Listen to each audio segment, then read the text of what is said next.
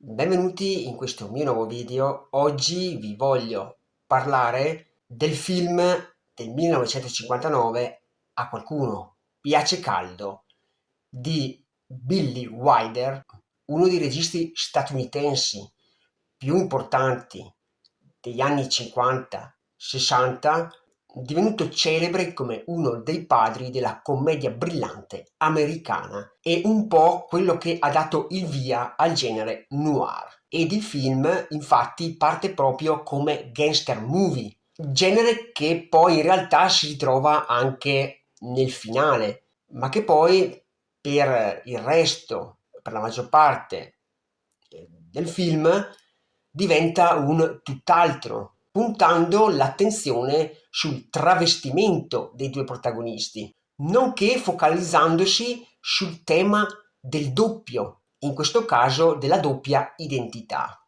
E forse la frase finale, la battuta finale, è quella che più rappresenta lo spirito avanguardista proprio di Billy Wilder, ovvero la battuta "beh, nessuno è perfetto", che fra il resto è entrata a far parte delle migliori 100 battute del cinema statunitense.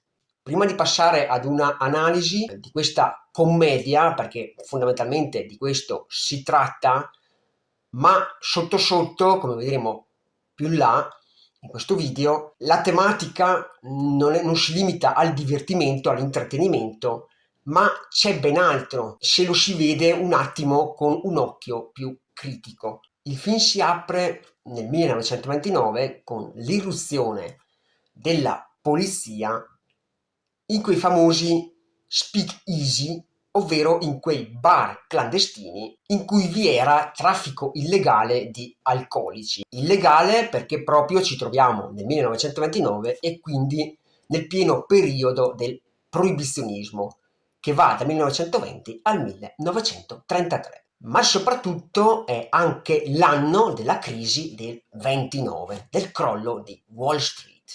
In questo locale troviamo due musicisti, che sono poi anche i protagonisti delle vicende, due musicisti squattrinati di Chicago, Joe il sassofonista e Jerry il contrabbassista, interpretati rispettivamente da un formidabile Tony Curtis e da un altrettanto spaziale Jack Lemmon. Con questa irruzione delle forze dell'ordine, i due scappano dal locale, si mettono in fuga e all'uscita, in un garage dove trovano nascondiglio, assistono ad un omicidio tra gangster, o meglio, assistono a quel massacro di San Valentino che vede l'affermarsi in America della mafia italo-statunitense.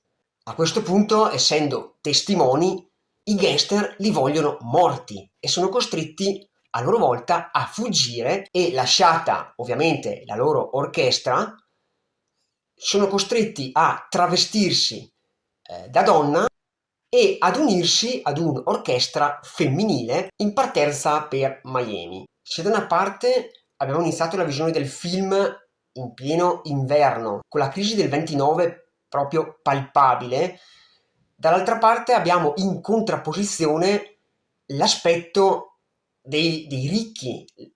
Infatti l'orchestra femminile si ritroverà in un albergo di ricconi, quasi a sottolineare che la crisi per loro non sia mai esistita, non sia mai arrivata. Questi non sembrano proprio minimamente toccati dal crollo di Wall Street. E nella band Joe assumerà il ruolo di Josephine, mentre Jerry assumerà il ruolo di Daphne.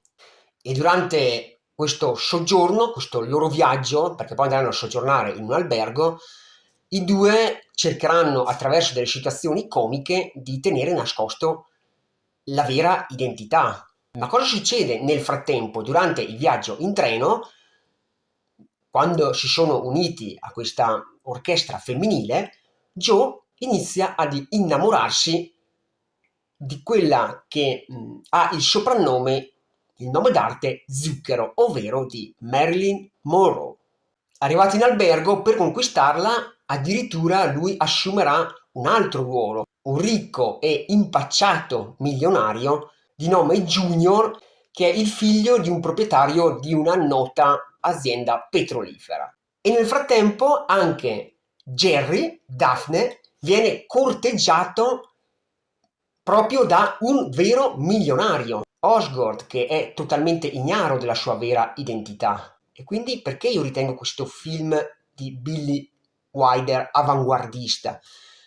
Perché apre le porte a quell'aspetto transgender a cui il pubblico, la società degli anni 50 non è ancora pronta. E questo aspetto del continui travestimenti, del continuo cambio di identità, è riassumibile proprio in quella battuta iconica: beh, nessuno è perfetto, a simboleggiare quel superamento delle convinzioni sociali. Negli anni 50, in cui il film è stato realizzato, le convinzioni sociali riguardo al genere ed all'orientamento sessuale erano molto rigide, e proprio con la risposta di Osgood sovverte queste convinzioni, suggerendo che proprio l'amore può superare queste norme tradizionali. Non gli importa che Daphne sia un uomo, ciò che conta è il suo affetto per lei,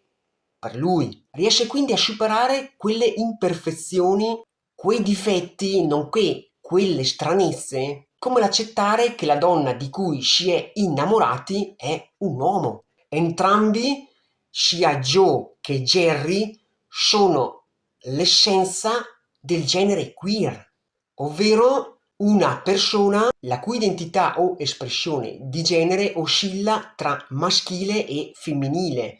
Si può per così dire si trovi nel mezzo. E infatti ai due protagonisti, Joe e Jerry, in particolare a Joe, gli riesce talmente bene il ruolo da donna che alla fine si sentono bene nel ruolo femminile, a tal punto che gli altri personaggi, le persone che incontreranno nel film, nemmeno riescono ad accorgersene, perché i loro atteggiamenti sono così palpabili e riconducibili a quelli tipici di una donna. Il Joe maschio è un piacione, ma anche il Joe femmina è un piacione.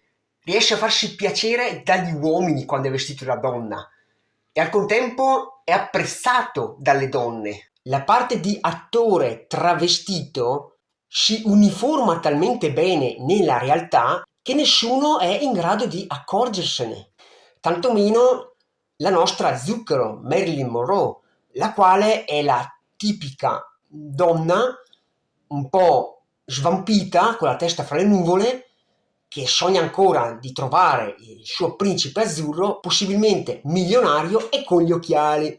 Nel corso del film emerge anche, a mio avviso, quello stato di malessere, quel lato di malinconia che soprattutto Joe prova per non essere a tutti gli effetti una donna. E sembra quasi che i due protagonisti si sentono in colpa.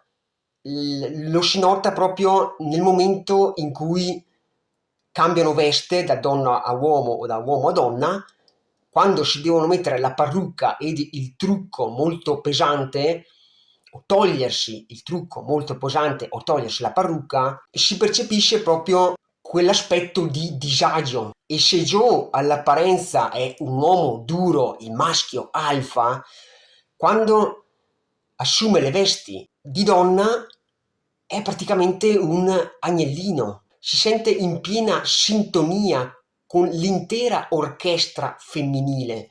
E per quanto riguarda lo scorrimento del film, l'ho trovato veramente ben equilibrato. Sembra proprio di assistere ad una coreografia che segue in un certo senso l'orchestra, la classica musica, il classico ritmo del jazz.